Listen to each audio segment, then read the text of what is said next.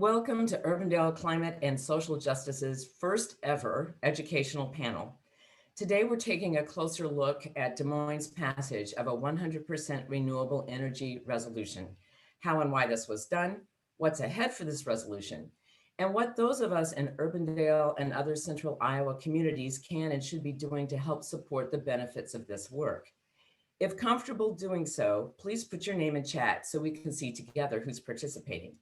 I'm Pat Bodie, and along with Linda Lemons and Betty Salmon, we make up the current leadership team of Urbandale Climate and Social Justice. Our emails appear in the chat section of this webinar, or will shortly if they don't yet, and feel free to contact one of us. We will touch base at the end of this program with a bit more about UC and SJ, but for right now, suffice it to say, Urbandale Climate and Social Justice is a nonpartisan collaborative of Urbandale residents seeking pathways to an ecologically restorative and equitable community. And one of the things we do is educate ourselves about critical topics, and that's what we're about here today. We have 4 panelists who have generously agreed to help us understand this resolution better. And as I introduce you, please wave. We'll lead off with Carrie Carney of Thousand Friends of Iowa. Carrie has strongly supported the Des Moines Sustainability Task Force in her role at Thousand Friends and has been instrumental in shaping both the resolution and grassroots support for it. We also have to give her a big thank you for her technical and thoughtful support of this webinar. She's been a dear. Brian Campbell is the new director of the Iowa Environmental Council and served most recently as Director of Sustainability Education and Partnerships at Central College in Pella, where he's done remarkable work involving students in climate and conservation policy. IEC was among the conservation advocacy groups playing a key role in the passage of the resolution. Carolyn Yulin Hake-Walker, a retired Des Moines public school teacher who's on the board of Thousand Friends of Iowa and a vital member of the Des Moines Citizen Task Force on Sustainability. This group's work helped conceive and pass the resolution. And Des Moines City Councilman Josh Mandelbaum. He's serving his first term representing Ward 3. He's been working on investing in aging infrastructure, creating more affordable housing options, and he has championed bold action on climate change. Each panelist will present briefly on their role in crafting and passing this 100% renewable energy resolution. We'll have a few follow-up questions for the panelists, and then Betty and Linda will help me ask the questions that show up in the questions and answers section of this webinar. Important, it's not in the chat, but in the Q&A section. Please submit your questions. And feel free, but not obligated, to identify yourself when you submit a question. It just helps us make sure we're hearing from a range of folks on the call. So thanks to each and every one of you for joining us. We're excited you're here with us. And let's turn now to Carrie Carney to get this party started. We will adjourn promptly at 9 a.m., if not earlier. And at the end, we will provide more information about Urbandale Climate and Social Justice. Carrie? All right. Thank you so much, Pat. I appreciate it. So welcome. I'm excited to see so many people join this morning. That's great. So as Pat said, I'm Carrie Carney. I'm from 1000 Friends of Iowa. I'm going to start by just telling folks real briefly about what was in this resolution and why it was really so important. There's a lot of communities across the country who have been passing 100% renewable electric resolutions, but the one in Des Moines that Josh drafted really was a precedent setter. It is, we believe, the first of its kind anywhere. We are not aware of anyone else that has done one similar. What makes this unique is this resolution calls for 100% carbon-free electricity 24/7 by 2035. And it's that 24/7 that really does make this resolution unique. Other resolutions that are 100% renewable resolutions can factor in different things to make it that way without actually being 100%. So a city can still use fossil fuels, but if they buy renewable energy offsets, then they get to net zero. But the way this resolution is drafted, is that it's saying that 24 hours a day, 7 days a week, the city of Des Moines is going to be using 100% carbon-free electricity. And that's a big difference. And it's really exciting. So we're thrilled with this resolution. We're thrilled with the work of Josh and everyone that helped make this happen. So it really was, I'll give kind of a quick overview. It really was kind of a long time coming, not actually too long, but the task force early on came up with a number of goals, with the overall goal of creating a climate adaptation and action plan to really address climate change, reduce greenhouse gas emissions, and as well as figure out how we can be more resilient as a community to withstand the impacts of climate change. With that, we've had a number of goals that we wanted to go with that, and one of those goals was to be 100% renewable. Josh is the one who brought the 24/7 to the table, and that really came out of conversations about, you know, we don't want it so that the utility company is still using coal and the city is still using coal, and we're just offsetting it. We really do want it to be 100% carbon free. So we've actually talked about this goal for a few years since Josh came on board as a council person. And then in the fall of 2019, there was a group of folks, Carolyn and myself included, that sat down with Josh, and we really started talking about when are we going to do this, what's it going to be, and so forth. And then Josh, you know, we kind of figured out a strategy, and we wanted to get a few other things in place. We were working on an energy and water benchmarking ordinance, getting the city to hire a sustainability manager, and a number of other things. And so when all that kind of fell in place and the city was making a commitment to do a climate action and adaptation plan, that seemed like the perfect time. And so really starting in probably August or September of last year, we really started the process of pushing it and making it happen. And, you know, Carolyn's going to talk about some different pieces about how we worked with the city council members and other members of the community. But one of the things we did is we had learned some concerns that the council members had. And so we brought in a panel of representatives from cities across the Midwest and across the United States. So we had a city council member from Eau Claire, Wisconsin, a sustainability coordinator from Dane County, Wisconsin, the sustainability coordinator from Salt Lake City. We had XL Energy, which is a utility, and then a representative from Minneapolis, to all talk about how and why they went 100% renewable and the benefits it really had for their city.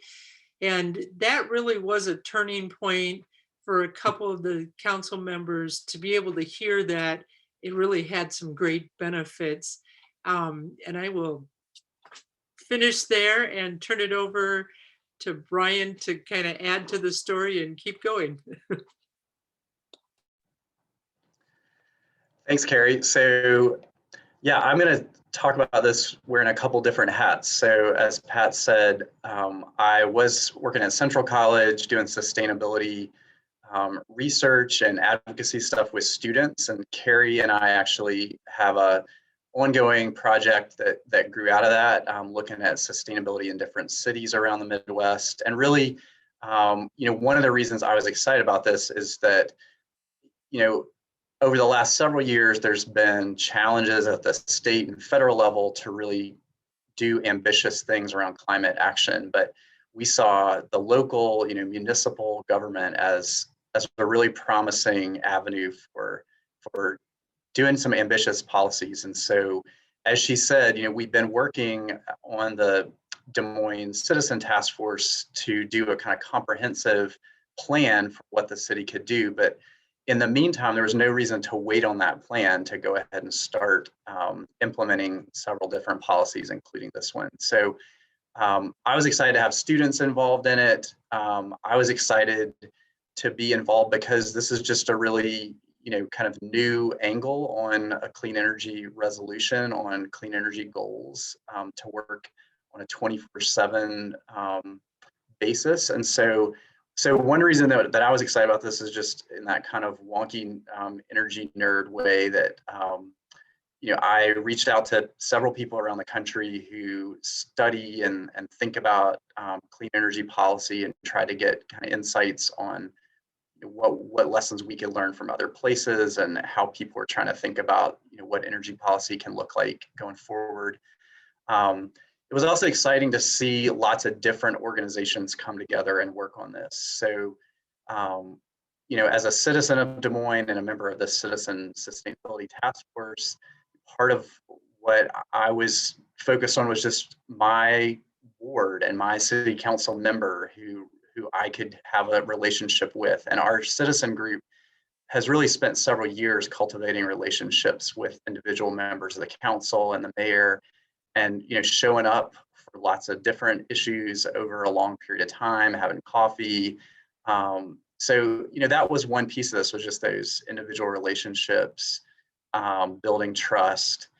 I think it took some time to help people understand what 100% 24/7 carbon-free electricity even means. There's an element of kind of technicality here that is confusing, and that was one place where having a group like the Iowa Environmental Council was really valuable, to have technical experts who could explain what this means for the city and how this fits into the larger picture of the state and our grid and things like that. So it was really valuable to have all these different partners. The Environmental Council and our 100% Des Moines campaign helped to facilitate lots of citizens getting involved. So we had 2 letters, one that was representing businesses and nonprofits that signed on in support of this. We did a solar tour with lots of those businesses talking about the benefits for their bottom line and their mission. We had lots of citizens. So 200 people sent over 800 emails to city council members and the mayor. So I think IEC was one of those organizations. There were others, CCI, Sierra Club, lots and lots of church groups and neighborhood associations who were talking about this, who I think really helped create enough conversation that the council realized this was significant. So one of the proudest things for me was when this was being debated by the council in January, when the last word before council members registered their votes, our city manager, Scott Sanders, said, well, we obviously know that people care about this and are talking about this. We've heard from lots of people how important this is. And I think that's a testament to the amount of work that lots of different organizations and individuals did, that when it came time to vote, we were pretty confident, and we felt like we had done everything we could to communicate how vital this was. So yeah, I was thrilled to be part of this from wearing lots of different hats, bringing together lots of different groups, and excited to keep working on this, because I think the next phase of kind of making this real is in some ways the hard part. As much as it was a challenge to get a resolution passed, there's a lot more work to do. So I'll leave it there and pass it to the next person. Carolyn, go ahead, please. Okay. Good morning. I guess I'm here to represent the residents of Des Moines, and also to speak to the residents of Urbandale, because I'm just an ordinary citizen. I've been a member of the Des Moines Citizens Task Force since it started. We formed back in the fall of 2015, right before the Paris Climate Summit. And our purpose, mainly beyond the policies that we were looking at, was to make climate change a priority in Des Moines. That's what we really wanted to do as citizens. we wanted them to hear the citizen side. So I wanted to point out that, yes, the task force on sustainability, the Citizens Task Force, supported the 100% 24/7 resolution, just like we supported the greenhouse gas inventory, how we supported the benchmarking of large buildings for energy and water, how we supported the city to hire a city sustainability coordinator. And now, of course, finally, the one thing we already have wanted for the last 5 years is a climate action plan. But looking at the 100% energy resolution, it really is kind of a very key factor in giving us a vision as we go toward creating a strong climate action plan. It just kind of sets the epitome of what we've got to reach. And so I really think that was an important step toward creating a really good climate action plan for the city. Two things are key, and I think Brian mentioned them. The task force for 5 years has been trying to educate the city council members through the public comment times, through our emails and our phone calls, through our coffees with individual council members throughout the 5 years, as well as meeting with the city staff and inviting the city staff to our meetings that we have had. The other thing, of course, is key is the advocacy and how important it is to get the citizens out. And like Brian said, coalitioning together with other groups, the Iowa Central Sierra Club, CCI, Interfaith Green Coalition, Iowa Environmental Council, Interfaith Power and Light. They all have members in all the cities of the metro area. So getting them involved in advocacy was very important. So I just wanted to say to the folks in Urbandale, I think being bold and being persistent really pays off. And by the way, we just don't have 1 minute to spare in wasting on this whole endeavor of creating a better planet. So just keep going. I'll pass it on.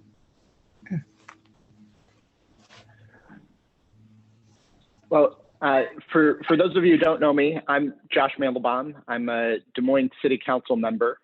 And in my day job, I'm an attorney, and I actually work at an environmental nonprofit. And so, when I was coming into my work on the council, I knew that there was an urgency to act on climate, and that was one of my priorities coming into the council, just because I had a background and an understanding, and I knew it was an important issue.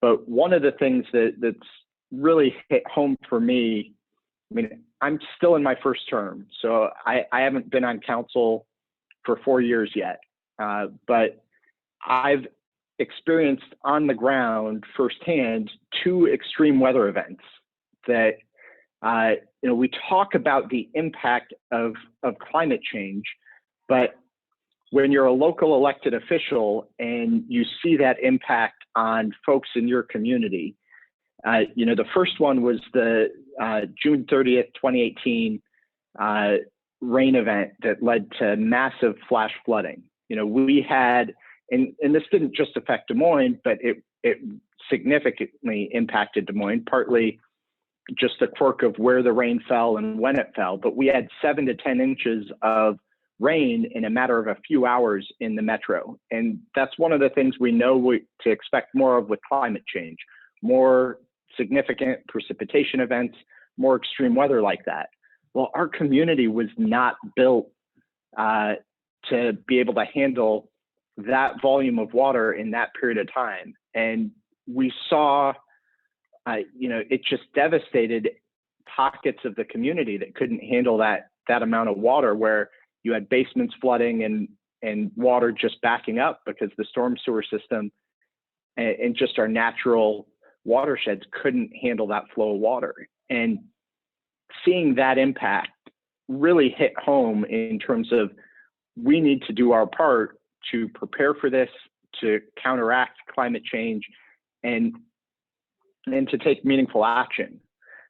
We also saw the derecho, which is not necessarily climate linked, but the type of severe weather that you would see with additional climate change as well. And luckily in central Iowa, while it still had a significant impact, I was without power for almost a week. It wasn't the same type of impact as we saw in communities that were hit by the heart of that. And again, if we don't act, and we don't act with urgency, we're going to see more of this, and our kids will be left with more of this and having to deal with it. So that's one of the real motivators, knowing that we needed to act. And then, as Carolyn put it, we need to put this in a comprehensive climate action plan and think about what do we do as a community to address this sort of every way that we can, and in the most comprehensive and effective way that we can. And I was coming into council and there wasn't a comprehensive climate action plan, but my approach has been to try and take things that I knew would need to be a part of a comprehensive climate action plan as we were working towards that. So we know that electricity use is a significant piece of a city's greenhouse gas emissions. We know our big buildings are a significant piece. We know transportation's a big piece. And so starting to bite those off, we did the building benchmarking ordinance was a first thing that we did. And once we got that piece done, the next thing in my mind to look at from a big foundational piece of what would be a climate action plan was clean electricity. And that's really where this idea started from is, okay, let's take another big piece of a climate action plan, and then let's think about how we can do it in a meaningful way. One of the things that we're fortunate to be in a position, we've got a utility that has led on clean energy. Mid-American has built a lot of wind energy. One of the leaders nationwide, and they've had what they've called their 100% vision, which, as Carrie noted, it was that rec-based vision. It wasn't it wasn't 24 hours a day, 7 days a week. It was the equivalent of what their customers were using, and they've actually made really good progress in getting there, which is something that no other utility in the country is that far along in terms of even a rec-based or offset-based 100% vision. And so we started with this foundation, and we're able to have a more ambitious conversation because our utility has already taken action and has made progress. And we wanted to look at the next step. What would push them to do more, to do better, and to continue to lead? And we'd seen a piece of that from the private sector. I'll give Google some credit here. They actually set corporate sustainability goals, and they started off with that 100%. And then they actually had bought enough renewable energy credits and helped build projects that they had met the 100% through renewable energy credits. And they're like, well, we're still using fossil fuels. Let's understand that. And they came up with a 24/7 clean energy goal for their data centers all around the world, and really thought about that as the next step. And I looked at what they were doing and the reasoning behind it, and it made a lot of sense. And I thought it made a lot of sense as a step in Des Moines. And so I started talking with folks about that, really from a stakeholder basis. I started talking with the task force, Carrie and Carolyn and others on the task force. Brian was on the task force at the time. Started talking with stakeholders like the Iowa Environmental Council and others in the environmental community to think about what we could do in Des Moines that would really move the ball forward and make an impact if we got it passed and got it implemented. And so that's really where this came about. One of the other things that has always been a part of the thinking, because there are going to be multiple pathways potentially to get there, but a big part of this is getting Mid-American to cooperate and to feel some urgency to act themselves. And having Des Moines as their largest community have this policy, having Google as one of their largest customers have this policy, that helps, but the more the merrier on this. I mean, they want to be responsive to what their customers are asking for and pushing for. And we've seen other utilities be responsive when there've been locally led efforts like Des Moines resolution. You know, Xcel Energy, which is a utility that serves Colorado, Minnesota, parts of the Dakotas. You know, they set out their climate goals and their vision to get to net zero, partly in response to communities that they served pushing for clean energy and pushing them to do that. And it can be the same with Mid-American. It can be the type of thing, the more communities express this interest, the more who join Des Moines and Google and adopt a 24/7 clean energy vision, the easier it's going to be to get Mid-American's cooperation and get this moved forward in a timely and effective basis. So that's part of why it's been important for me to engage with community folks. It's been important with me to engage with other members of my council, but also why I'm real excited to do things like this and talk to other communities, other council members. You know, I'm real excited to see several council members from around the metro who are on this call, because that's really how we do this. We bring more people on board and we grow and build on the foundation that we've already started. And I'll turn it over to you, Pat. Well, first and foremost, thank each and every one of you. Those were great remarks, a lot of food for thought here, and we'll kind of try and tease a few of those things out. Glad you mentioned that we have some wonderful council people, and that includes the mayor of Urbandale joining us today. So we're really grateful for all of that, and expect calls for coffee, everyone. We'll be clearly that's one of the messages. So I see one Q&A question has started to come in. So I just want to encourage people to use that Q&A feature and send their questions in. And we'll do a little bit of a follow-up here on a few things. One of the things that I'm hoping at least one of the panelists can help us understand is, I believe the governor has just recently signed what I think started out as House File 555, which was really sort of a fossil fuel, almost protectionist piece. I don't mean that in an overly political way. I just think it was kind of helping to preserve and protect fossil fuel use in Iowa. So I'm just trying to understand how that might have an impact on a resolution like this. Do any of you want to take that on? Brian, can I call on you? Go ahead, Josh. Well, so the one thing to distinguish is that was specifically on gas and propane service. It wasn't on electricity service. So in terms of impact on the 24/7, 100%, I don't think it has any impact on a resolution like that.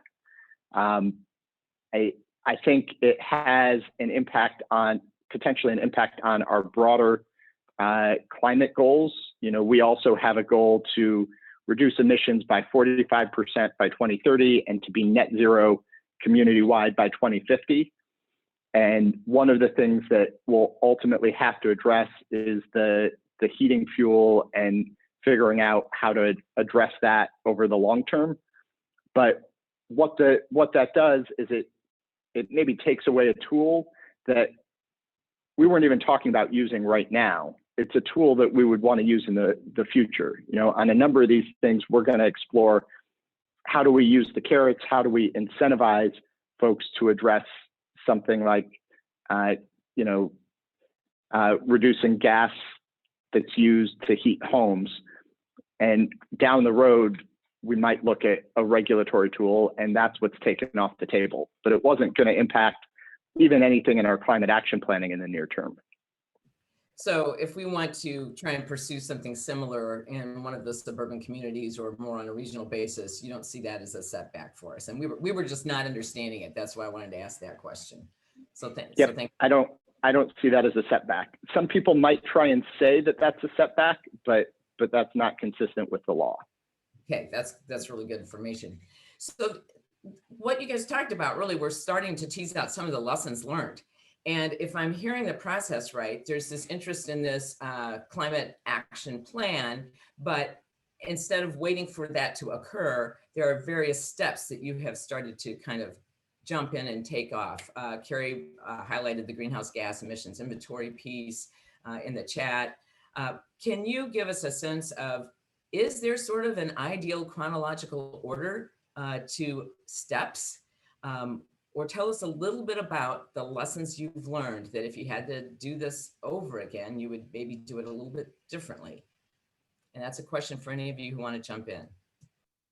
I can start. Others might jump in. I think the greenhouse gas emissions inventory was key in terms of really being able to know where our emissions were at. And I think it gave us, especially when it came to the energy and water benchmarking, I think it gave us a little leverage because we could clearly show that one of the biggest categories of emissions was coming from the commercial sector, where we were targeting, these larger buildings that were targeted in the energy and water benchmarking. With that said, there are a lot of best practices that we know are out there that communities have put in place. And I think passing that resolution on a 24/7, 100% carbon free is, I don't think you need to wait until the inventory is done, because we know that's a best practice. It's going to have to happen anyway. We know that we're going to have to decarbonize the key sectors in our communities. And we know that any greenhouse gas emissions inventory is going to show that electricity is one of the issues. So though I think a greenhouse gas emissions inventory is really important, I don't think you have to wait to have that completed before you move forward. And I don't know if Josh or Brian or Carolyn have a different opinion, but.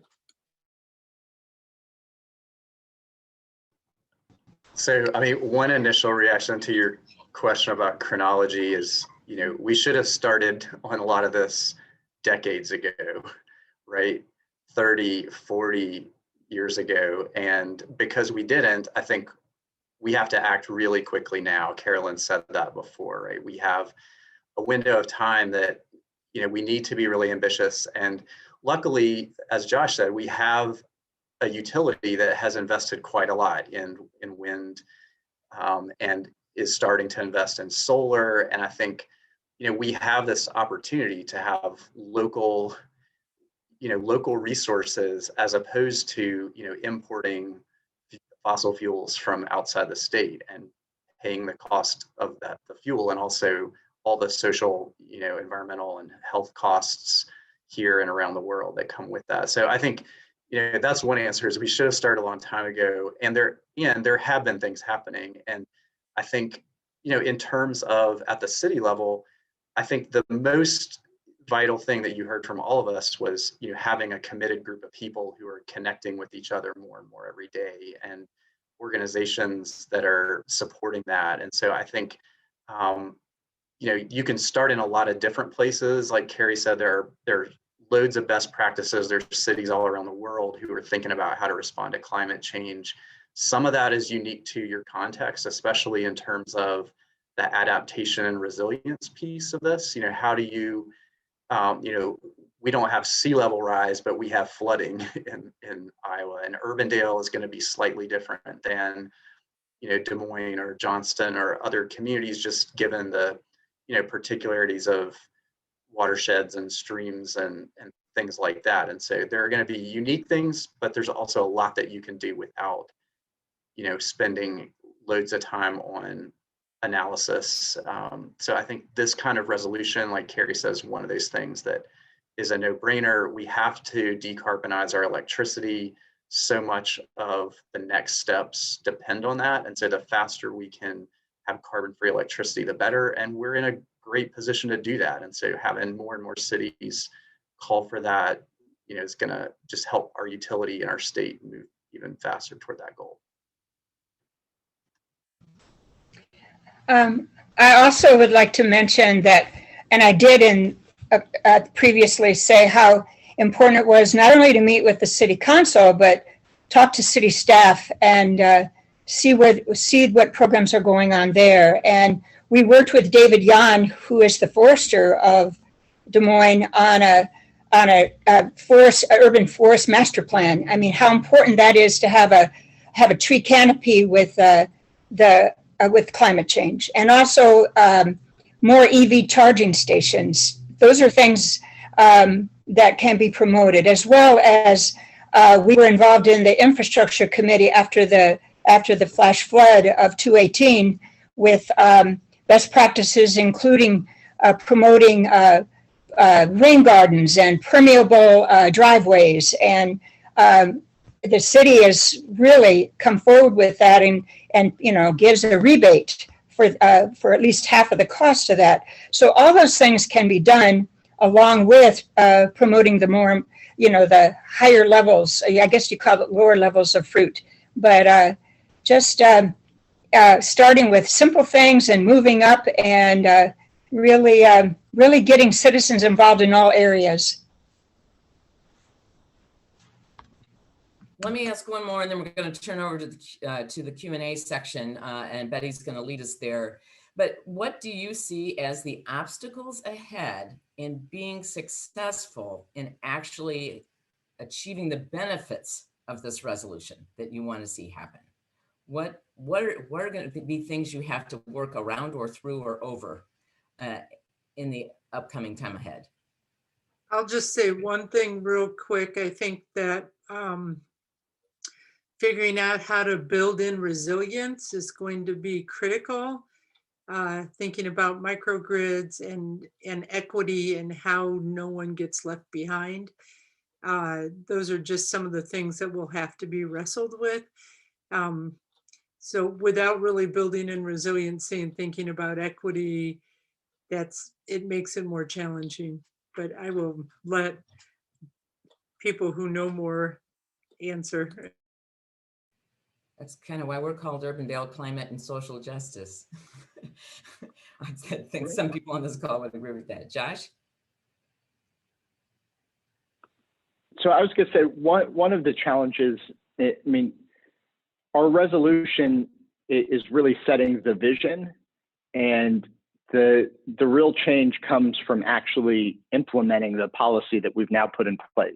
And we've given ourselves a 15-year time frame. One of the challenges is this hasn't been done anywhere yet. There isn't a community that's been 24/7, 100% renewable yet.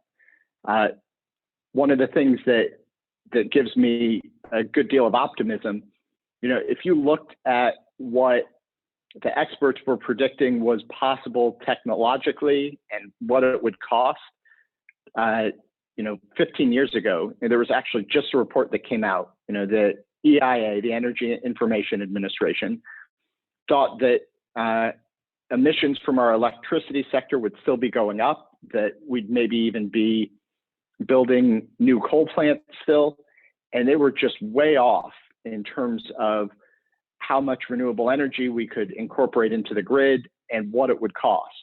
We've, in the last 15 years, already incorporated more renewable energy, and it has cost less than experts predicted. And one of the things that's going to be a barrier, and that we heard when when we were raising this idea in Des Moines is that it's going to be expensive and that you can't do it technologically. It's just impossible. It's the same things that, you know, if you were involved in these issues 10, 15 years ago, you were hearing the same arguments about getting to 50% renewable energy in a state, which, you know, in Iowa this last year, we had 60% of all electricity generated in our state was wind power. And not only that, but in the Des Moines metro, we did it with a utility that hasn't had a rate case in 7 years and doesn't plan on having a rate increase. So these things can be done, and they can be done affordably. We just have to push people to innovate and to implement the technology. And it's going to be a barrier to, you know, some people are going to be cautious about it and are going to be concerned or going to tell you that it's going to cost an obscene amount of money to do this. But that's one of those things that we know that hasn't actually borne out in practice in the past. And we know the cost line and trends are going in the opposite direction. So overcoming that barrier and actually getting it implemented is going to be critical. That sounds pretty hopeful. I want to turn it over to Betty to call on some of the questions in the Q&A section. And there's also some cool comments starting to show up in chat. And I think Carrie will share some of those as well. Betty? All right, thank you, Pat, and thanks to all the panelists. This has been very informative. We've got 4 very good questions in the question and answer. I think the one of them I was going to ask kind of just got asked by Josh, but it says, this was from Mike Carberry. He says, what are the barriers in Urbandale that could make it hard to get 24/7 renewable energy goal? So that was one, and Josh talked about people will say it's going to be expensive, but is there anything else that anyone can think of that might be unique to our area to get this passed? I'll just add a little more. I don't want to try to, you know, speak to the specifics of Urbandale. I think, you know, one of the lessons from Des Moines was how important it is to have a broad array of citizens, businesses, you know, local groups that really understand politics, the needs of the community.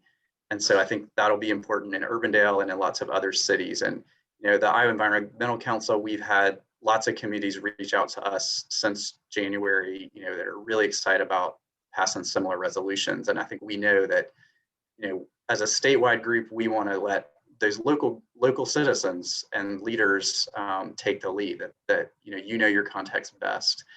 One thing I do think is a challenge and an opportunity. You know, we're used to thinking about energy as something that we have this big utility that provides, you know, sends energy out to all of us, and we flip a light switch and magic happens, and we don't really have to think about any of that, and we just pay a bill. And, you know, part of what has made renewable energy so affordable is that our, you know, big utility has invested billions of dollars in utility scale wind, and that has to continue. And that's really exciting that we've had that pioneering, you know, role from our utility. But there's also a huge opportunity here for local communities to have a different level of involvement and investment and benefit from the energy, clean energy, and having, you know, solar and storage much more distributed, and having the benefits that go to lots more people. So I was reading a report just yesterday that, you know, they modeled out the costs, and usually people say, you know, building something giant like a whole wind farm is much cheaper than rooftop solar or something like that. But if you account for all the transmission, all the grid upgrades that are required, that actually if you build that out at the local level, there's so many additional benefits that it turns out to be even cheaper over the long term, and those benefits are shared much more broadly. And that's where I think we need creativity from local leaders, local groups who are, you know, getting us to think differently about what's possible and how our energy systems work, as opposed to just kind of ignoring that and hoping that, you know, somebody smart will figure it out and charge us a fair amount. I think there's ways we can be innovative in, as others have said, integrating electric vehicles and heat pumps and geothermal and all sorts of energy efficiency and improvements on controlling and moderating demand. And that's the kind of stuff that we don't typically think about, and that lots of local leaders aren't always confident about having the savvy to figure that out. But that's where I think the more we can have creativity there, we're gonna realize benefits. And that can be a challenge, right? Because it feels complicated to take on, and yet I think ultimately there's savings and benefits if we do more of that. Okay, thank you. We just have maybe a couple minutes left, but I'm going to kind of combine two of the questions that are here. One of them says, are there any incentives that you can think of for Urbandale that we could create as a community citywide that would make adding solar or residential geothermal more affordable? So that's one of them. And the second one is, who would be responsible for putting all these actions in place and making sure these milestones get reached? Local politicians or institutions that haven't been invented yet? So those are two different questions, but maybe we can take a minute or so to answer those. If anyone has any. In terms of incentives, I mean, we know that there's the federal tax credit that's been extended. Folks are still pushing the state to extend them. But one of the things that the city of Urbandale can do to make it at least easier is really look at how to streamline the process.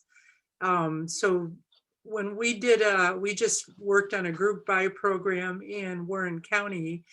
And one of the things we did there is we worked with a couple of the different cities on streamlining the permitting process and requirements so that it was easier. I mean, nobody was cutting corners, but it became easier. There weren't as many hoops to jump through for people to be able to put up the solar. So that helped a lot. Indianola and Carlisle both have municipal utilities, so we kind of worked with their municipal utilities as well. So I think those are really helpful to streamline the process. I think having the city just support things and even think about potentially doing a group buy program.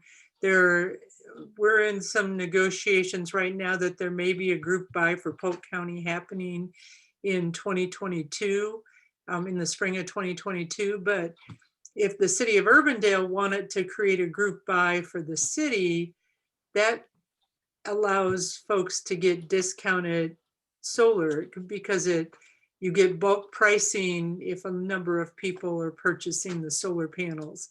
And we have definitely some information on how to do that, how to do an RFP to find a good installer.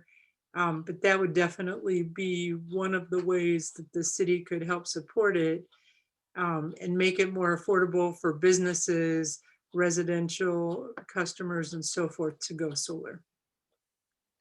Thank you, Carrie. Those are good suggestions.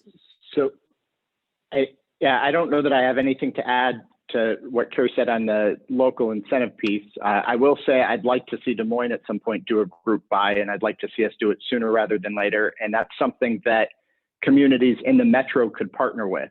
I mean, there's no reason that Des Moines and Urbandale and West Des Moines or Johnston or Clive couldn't all do that together. And that would actually probably help with the pricing, the more communities that partnered on something like that.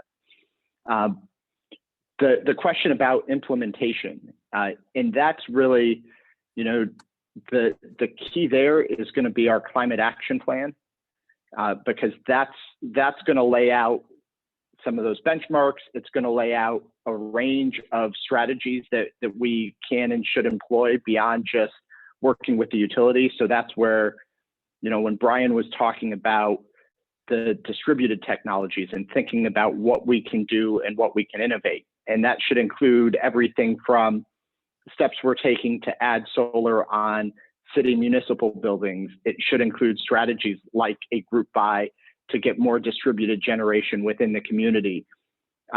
It also needs to think about battery storage and incorporating new technology. one of the things that we're going to have a great opportunity with that it's underutilized. I mean, I've got a battery sitting in my garage right now because I have an electric car, and that battery, if you do vehicle to grid integration, there's no reason that battery couldn't be used to offset peak energy and power my air conditioning during those peak times so that you don't have to run a peak fossil fuel plant. And as the technology gets out there and comes down in cost, the key is going to be to implement it and to think about how communities implement it. And that's what a comprehensive climate action plan does.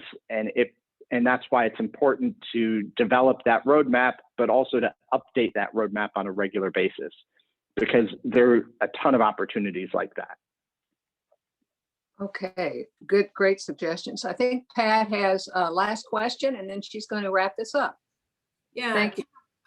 Thanks so much, Betty, and thanks for those great questions in the Q&A. We didn't get to all of them, but really good stuff. I just think, though, it's important that we get your final thoughts sort of in the form of advice or counsel. We've got folks here from Urbandale, from Clive, from Johnston, from the suburbs primarily, who want to help strengthen what you're doing and perhaps expand its geographic reach to include some of our suburban communities, if not, hopefully look even more regionally at this. So what would be your best counsel to us as to how to proceed, how to move forward to achieve some kind of goal related to that around renewable energy? And why don't I just kind of take you in reverse order from when we started. So Josh? Well, one of the pieces of advice that I would have is what you're doing already is engage grassroots citizens like you're doing, engage residents and develop knowledge about what the policy is and figure out sort of your organizing base. That's going to be a great start. The other thing, it's never too early to develop those relationships with your council members. And one of the things that I think will really facilitate is invite your council members into your efforts and look for a champion that way. Because one of the things that I think is really important is having someone who understands the process and can help navigate council processes. Every council is a little bit different in the way they run, in the dynamics among the council members. And that's something that you need to understand as part of this process to get a policy in place. And one of the folks who can help you the most is going to be someone who's on your local council, who understands the processes and the dynamics firsthand and wants to help lead on something like this. Because I think if you have someone on your council who's willing to work with you and strategize with you and lead an initiative like this, it becomes really achievable. And you already have sort of a roadmap from a policy perspective. I'd love to see more communities implement the 24/7 100%, because that's going to make it easier for Des Moines to reach that goal too, and to scale up the technologies and scale up the response. So the more folks in the community doing this, the better. Yes, and thanks for that great policy launch. That's fantastic. Carolyn, any final comments? I was thinking about your question, Pat, and I think one of the things that really helped us as a task force of citizens was to become official with the city of Des Moines. And that's not hard to do. All the cities have commissions and committees and task force. So be brave and bold and go forward on becoming official and get to work. There's nothing stopping you at all. Okay. Awesome, thanks. Brian? Yeah, I second what others have said. A few other thoughts. I mean, we heard questions from our city council about, what are other communities doing? I think there's we all know there's both a sense of collaboration and competition among cities in the metro area, cities around the state. And so, leaders in Des Moines didn't want to feel like they were sticking their necks out if nobody else was interested in this. And so I think even as we were working on it, we were excited to be in conversation with some of you and other communities. And so I think, learning from each other, staying in conversation is going to be really valuable. And Carrie and I have been working on a project with the University of Northern Iowa to, launch a statewide program to help facilitate these kinds of conversations among cities and, sharing best practices and lessons learned. So I think, being part of those kind of networks is really vital. The other thing that I'll mention that hasn't come up, there are so many young people around the world who are taking the lead on these issues. And we just recently had a group from Johnston middle school and high school students who joined the Iowa Environmental Council. And, in my work at Central College, I saw, again, not just college students, but high schoolers, really pushing leaders at every level of government. And I think you have young people in Johnston who care about this, who can be really important allies. So people like me and others on the panel who have experience and do this professionally are great, but I also think, lean on the passion of young people who are wanting to learn and take leadership and whose future depends on this. That I think is a really important resource. Great counsel. Thanks, Brian. And Carrie, you got 90 seconds to 2 minutes tops. Sure. I think what everybody said is right. I think it's extremely exciting that we're seeing groups popping up in Urbandale, Johnston, Des Moines, Indianola, a number of different communities. And, there's a group working on trying to pass a similar resolution for the Polk County. So I think this is really exciting. I agree with Brian. Like, reach out to the young people, make it as broad as possible, try to talk to as many people in your community, talk to businesses, definitely build relationships with your city council members. And as everybody has said, it's really important to be bold. You can make it happen. And thank you very much for having us speak today. Thank you all so much. And in the interest of living out the promise we made at the beginning, here's just a little bit more about the unofficial Urbandale Climate and Social Justice Group. We are, as I said, a nonpartisan collaborative of Urbandale residents seeking pathways to an ecologically restorative and equitable community. And we offer opportunities to come together in community and imagine a new vision that meets the challenges of the climate crisis and social inequities. We strive to embrace a worldview of caring and regeneration. So our emphasis is on slowing down, listening, building relationships. So glad that was some of your advice, learning about the issues and taking action. So we're empowered by the network of organizations and resources we each bring to this cause. We are a new group, but we envision potentially working on some wide-ranging issues. Obviously, climate action is on our list. Stormwater management, affordable housing, healthy food access. Those would be examples, but just examples. Many topics come to mind. If you think you would like to know more about us, please contact Linda, Betty, or me, and we will get back to you about connecting with us.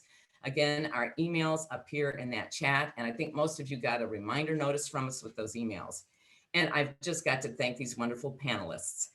Carrie Carney of Thousand Friends, Brian Campbell of Iowa Environmental Council, Carolyn Eulenhake Walker of Des Moines Sustainability Task Force, and Des Moines City Councilman Josh Mandelbaum. You're accomplished and initiative against all odds, and we greatly appreciate you sharing your experiences as we try to determine our best path forward to address climate and renewable energy. You've sure given us a lot of ideas, a lot of next steps. So on behalf of UC and SJ and all of us on this call, thanks to you and thanks to the audience for joining us. And I think it's exactly 9 a.m. Yay. Take care, everyone. Thank you.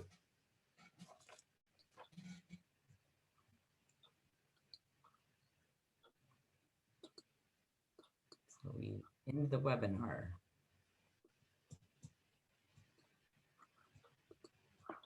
All right, I was just saving the chat. So, all right, thank you very much, ladies. This was really great. Thank you. You guys were super.